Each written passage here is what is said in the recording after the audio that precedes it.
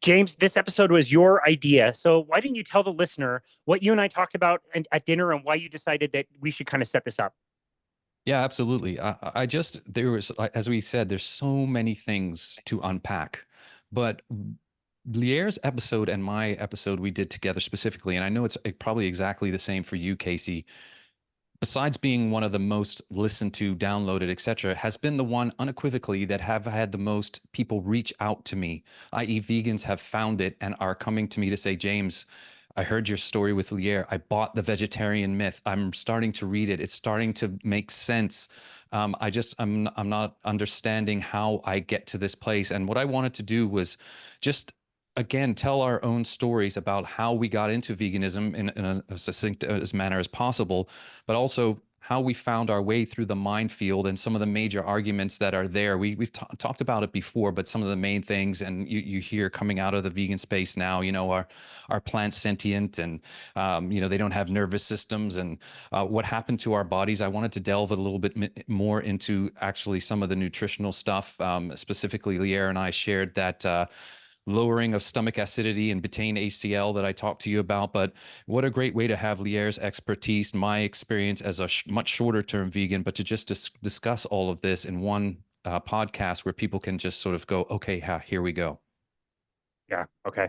Well, I love that. Let's start with you, Lierre. Obviously, as James said, we've heard your story in its entirety before, but let's review and recap. And I would love, as each one of you are telling your stories, if you could give a few examples of how truly committed you were to the vegan diet. Like a few stories of like, were they really vegan, or were they kind of like fringy vegetarian or vegan on weekdays, and then on the weekends they do something different? Like, if you could give us a few examples of things to demonstrate how actually committed you were to the diet and the lifestyle. Okay, no, that's good.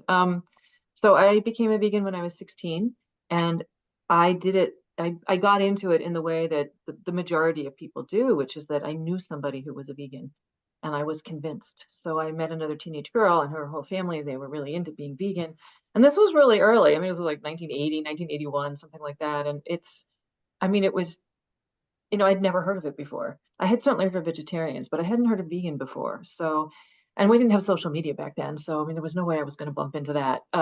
But there she was. And it took about 2 weeks, but I was completely on by the time she was done with me. Yeah. And I mean, I think that I was somebody that was prone to this sort of thing. And when I say that, I don't mean that even in a bad way. I just mean had my whole life, had been very concerned and impassioned about the state of the world and the way we treated animals and all kinds of injustice. And so, in comes somebody who hands you this very neat package that says, if you do this one thing, you can fix all these problems.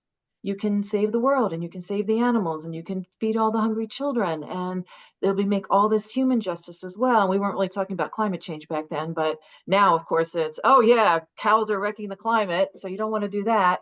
And also your health, you will save your health. So all of those things spoke to me very deeply, and I just climbed on board. So that was it. I was on. And one of the problems with being a vegan, as I think most people can attest to, is that it's never just what you eat. It becomes who you are. And this is one of the main problems. It makes it very hard to get out of, because it's this really cult-like mentality. And I'm not saying it's an out-and-out cult. I would never go that far. That's silly. But it has some very cult-like elements to it. And so when you can't engage with outside information without feeling threatened, that is a sign of a fundamentalist mindset. You have entered cult territory at this point.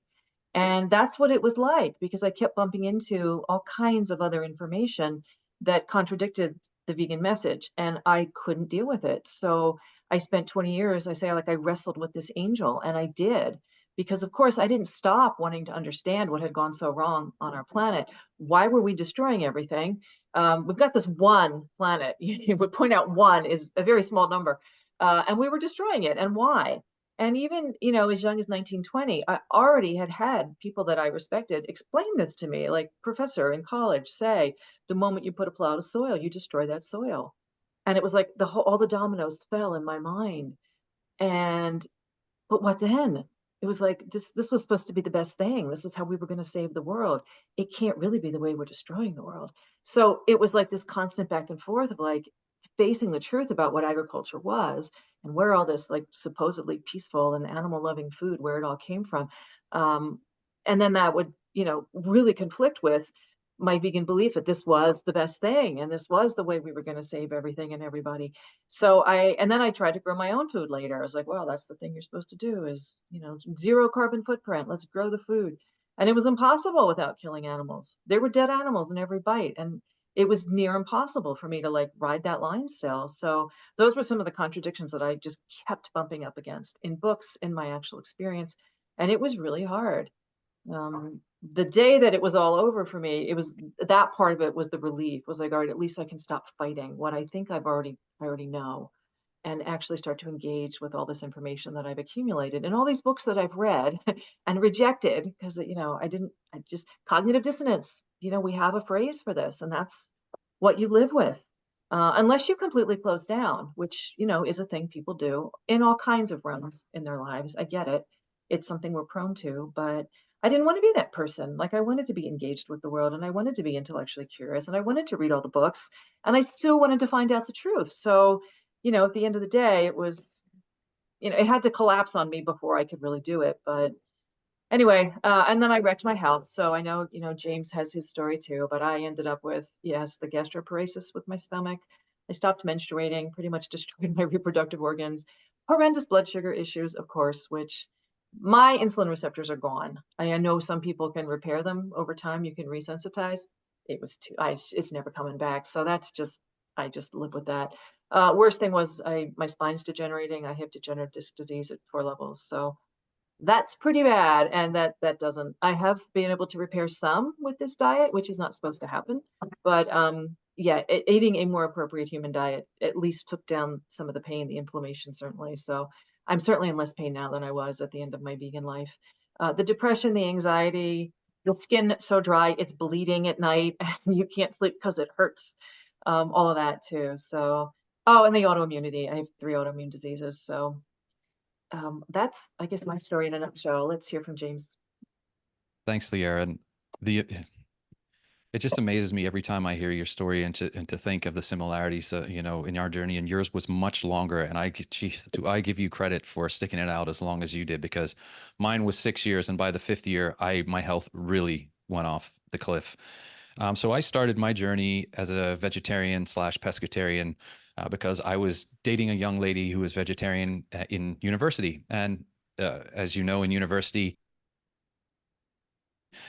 we don't have a lot of spending money, and what you do is you kind of, when you're dating someone, you eat the same foods and you speak to them, obviously, and talk to them, and which was very commendable of her back in the early 90s and late 90s to have that, because there wasn't a lot of vegetarian options even back then to eat, but she made us the food. We did have eggs.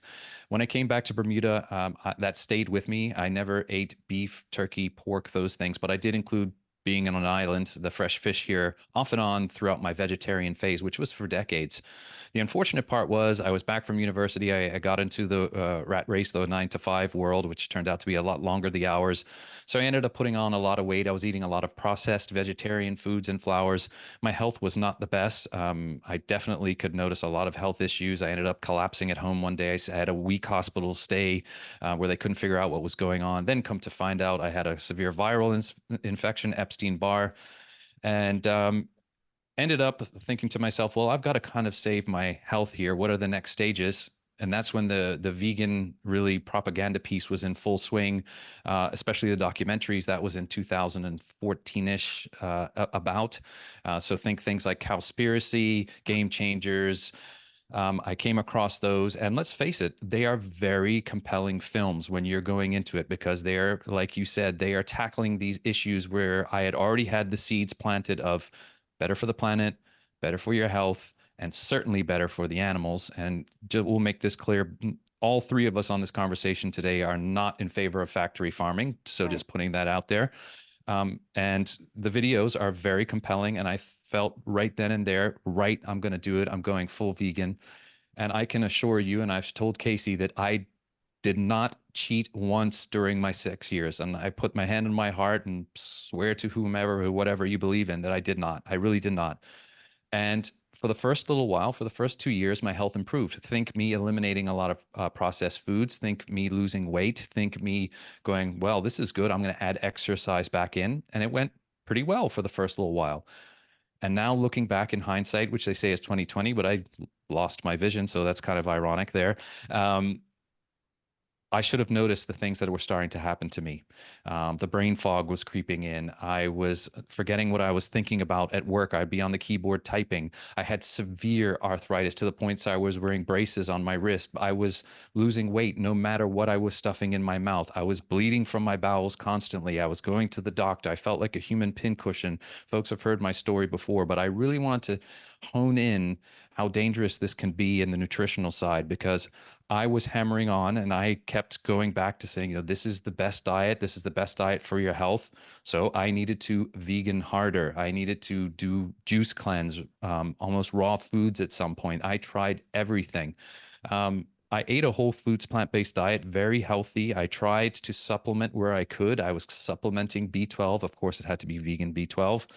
Sources, and it still did not help. And it culminated with me being 127 pounds, basically bedridden. I lost my job because I couldn't perform the daily duties of my job, bleeding from my bowels. The pandemic hit and I was stuck.